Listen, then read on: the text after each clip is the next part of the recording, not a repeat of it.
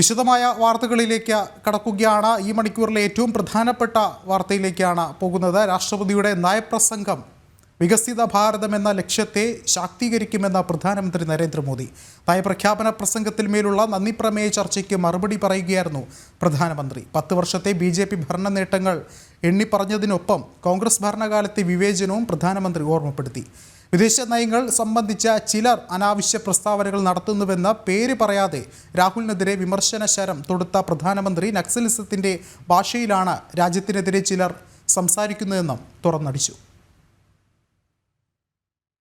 2014 മുമ്പും അതിനുശേഷവുമുള്ള 10 വർഷത്തെ രാജ്യത്തിന്റെ സാമൂഹിക സാമ്പത്തിക സ്ഥിതി പ്രധാനമന്ത്രി ഓർമ്മപ്പെടുത്തി. 10 വർഷത്തിനുള്ളിൽ 25 കോടി ജനങ്ങൾ ദാരിദ്ര്യരേഖ മറികടന്നു. അർപ്പിത മനോഭാവത്തോടുകൂടിയുള്ള സർക്കാരിന്റെ പ്രവർത്തനമാണ് ഇത് സാധ്യമാക്കിയത്. 12 കോടി വീടുകളിൽ ശൗചാലയവും പൈപ്പ് ലൈൻ വഴി കുടിവെള്ളവും എത്തിച്ചു. BJPയുടേത് വെറും വാക്കല്ല. വിനോദത്തിനും ഫോട്ടോഷൂട്ടിനും മാത്രമായി പാവപ്പെട്ടവരുടെ വീടുകളിൽ ചിലർ പോകുന്നതായും പ്രധാനമന്ത്രി ചൂണ്ടിക്കാട്ടി. जो भारत की इस धरती पर अवतरित नहीं हुए थे, ऐसे 10 करोड़ फर्जी लोग सरकारी खजाने से अलग अलग योजनाओं का फायदा ले रहे थे।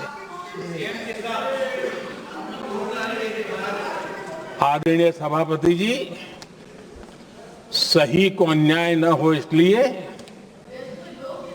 राजनीतिक फायदा नुकसान की परवाह किए बिना हमने इन 10 करोड़ फर्जी नामों को हटाया.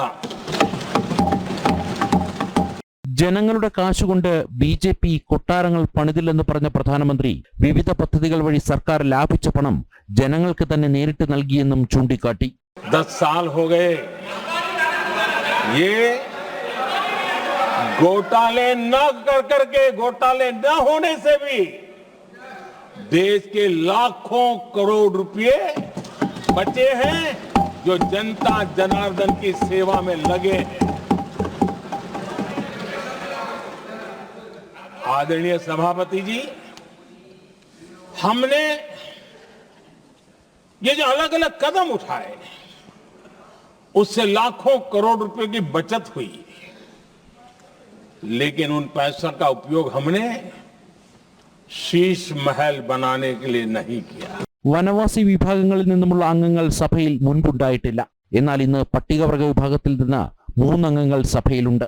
ദളിത്, വനവാസി, OBC വിഭാഗങ്ങൾക്കായി കഴിഞ്ഞ 10 വർഷക്കാലം നടപ്പാക്കിയ ക്ഷേമ പ്രവർത്തനങ്ങൾ പ്രധാനമന്ത്രി വ്യക്തമാക്കി. संसद में SC वर्ग के एक ही परिवार के 3 सांसद कभी हुए हैं क्या? SC वर्ग के एक ही परिवार के 3 सांसद कभी भी हुए क्या?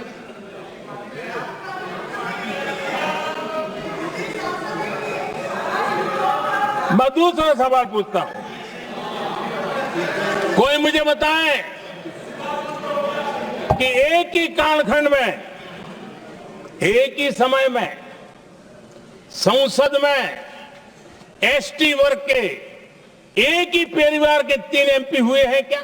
ചില രാഷ്ട്രീയ കക്ഷികൾ രാജ്യത്തെ യുവജനങ്ങളുടെ ഭാവി നശിപ്പിക്കുന്നതായി പറഞ്ഞ പ്രധാനമന്ത്രി മുത്തലാഖ് നിരോധിച്ച് മുസ്ലിം പെൺകുട്ടികൾക്ക് തുല്യതാ സന്ദേശം നൽകിയത് BJP ആണെന്നും ഓർമ്മപ്പെടുത്തി. ആയുഷ്മാൻ ഭാരത് പദ്ധതി നടപ്പാക്കാത്ത ഡൽഹി സർക്കാരിനെ പരോക്ഷമായി വിമർശിച്ചു. എല്ലാവർക്കും അവരുടേതായിട്ടുള്ള അജണ്ടകൾ ഉണ്ടാകാം, എന്നാൽ രാജ്യത്തിന്റെ വികസന പാതയ്ക്ക് അത് തടസ്സമാകരുതെന്ന് എല്ലാ രാഷ്ട്രീയ പാർട്ടികളോടും നേതാക്കളോടും അഭ്യർത്ഥിക്കുന്നതായി പറഞ്ഞാണ് പ്രധാനമന്ത്രി തന്റെ പ്രസംഗം അവസാനിപ്പിച്ചത്. ജനം, ഡൽഹി.